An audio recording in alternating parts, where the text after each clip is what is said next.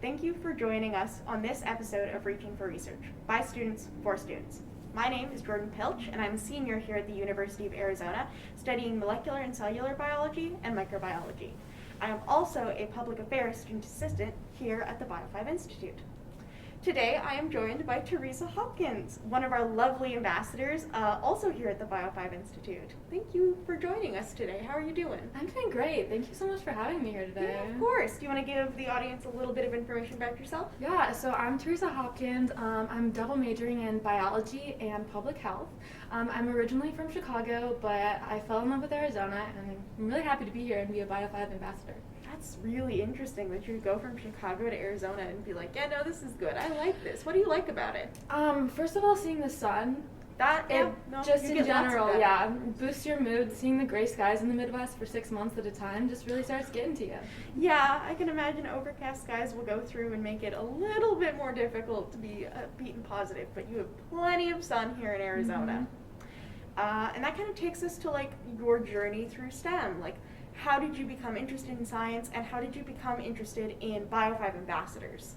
So my journey through STEM, it started with, my mom is a veterinarian, so I'd always go to her clinic, and she majored in biology. And then my senior year of high school, I took AP biology, and I just really, really liked it. Wow.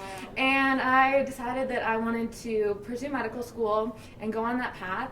But I feel like I didn't really understand what it all entailed my senior year of high school. But as I've gone through the steps and started making different strides towards my goal, I feel like I've gotten such a better idea of what STEM is and what my role in science can be. Yeah, definitely. Did you ever consider being a vet like your mom? Yes, I definitely did, and I know that she wishes that I did, but I think seeing her come home every day sad about the different cases and everything, I don't know if it's for me.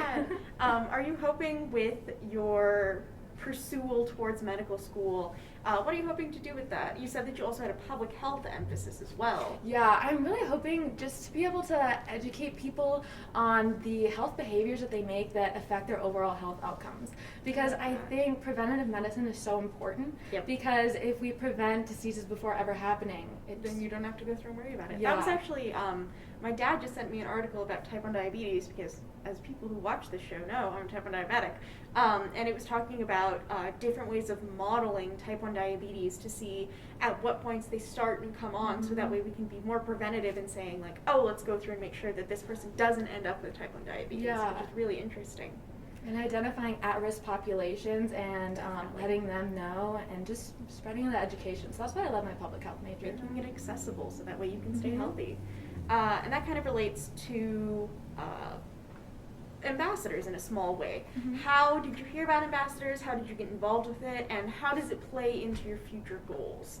I initially heard about ambassadors. I saw a flyer about it, and it was talking about the intersection between business and science, which I thought was super interesting because as a double STEM major, I really have no opportunity to learn about business concepts or any type of professional development in my coursework.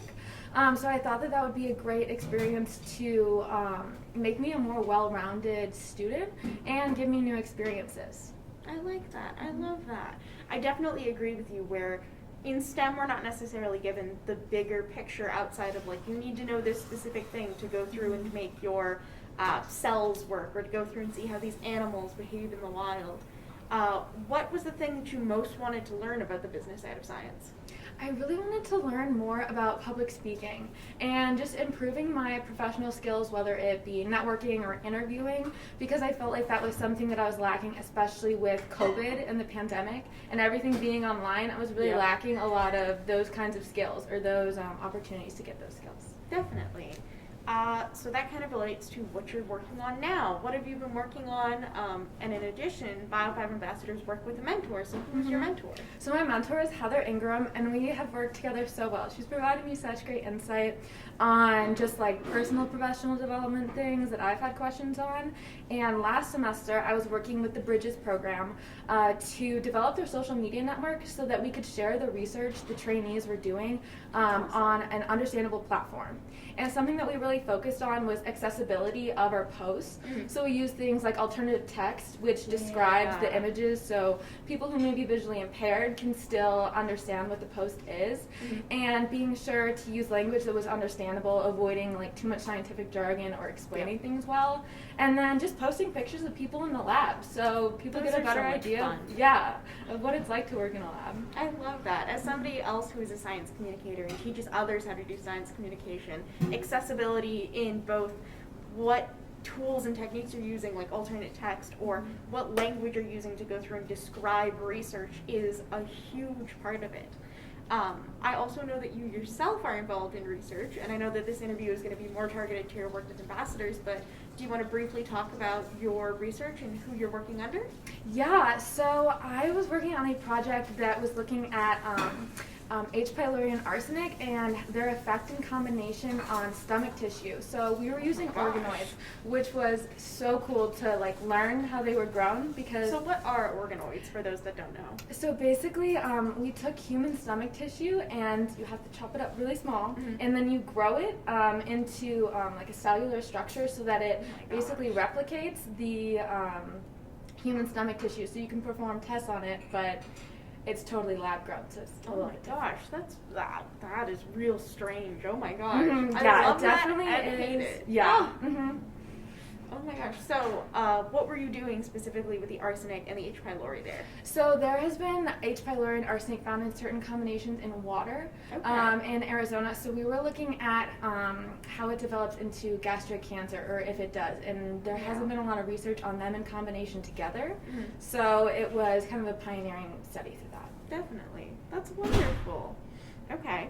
And does this at all relate to your work with ambassadors and why you decided to join, or is it more like these are two separate worlds that are just kind of like slowly intermingling through you? No, they're definitely combined because my interest in lab research led me to wanting to understand more of the business side and going into BIO5 Ambassadors and just engaging in new experiences. Definitely.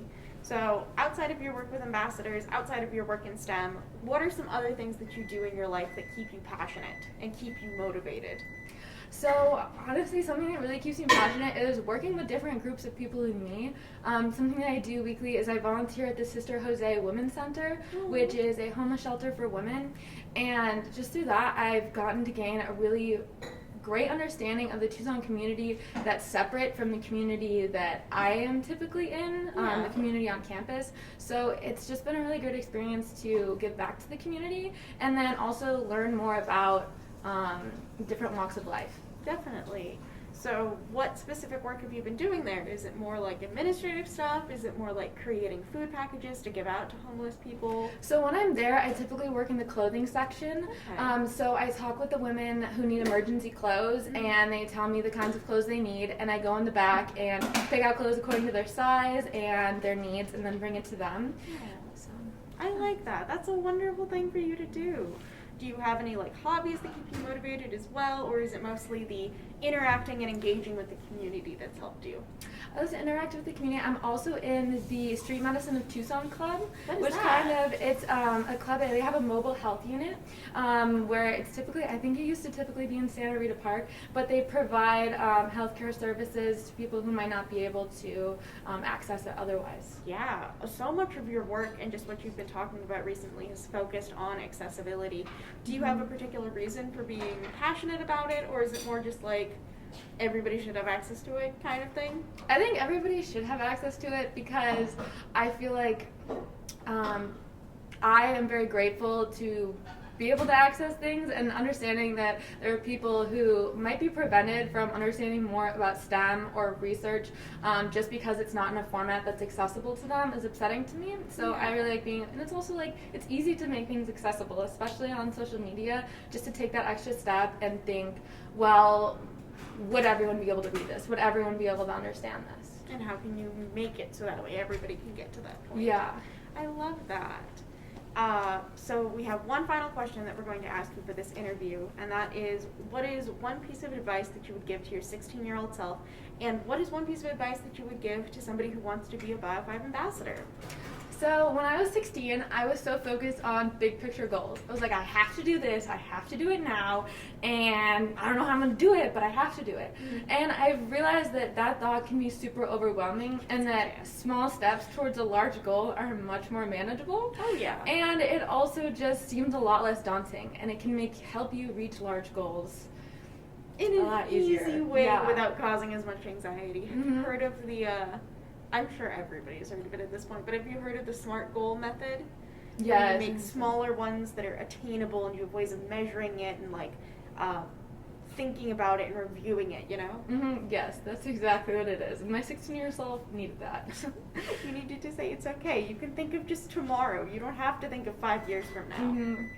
Exactly. And then for anyone wanting to become an ambassador, sign the application. It is definitely worth it. I had such a good experience, and it's so awesome being able to work one-on-one with a mentor as well, because then you can ask them like questions specific to your life, and you can really make a project that is what you want to be doing and catered to you.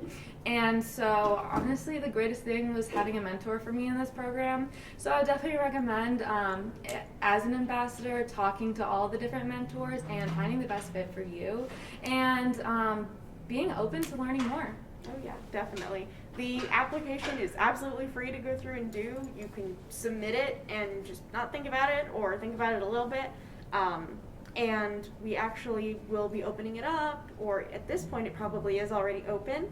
And there's so many different things that you can learn from being an ambassador. Oh yeah, the application being due. Thank you, person. Definitely not over to the side. It is going to be due the beginning of the 2022-2023 school year, so I believe that's like August 22nd, August 23rd. The date will be on the BIO5 website for the ambassadors. It'll also be listed on the application itself if you want to go through and look at it there. Apply. Do it. It's so nice. There's so many people you get to work with. BIO5 is an awesome place to work at.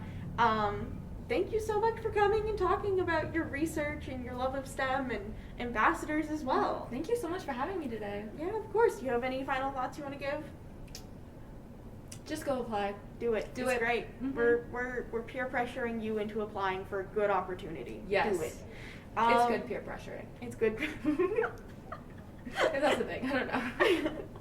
Well, thank you so much, Theresa, and I hope you all enjoyed this episode.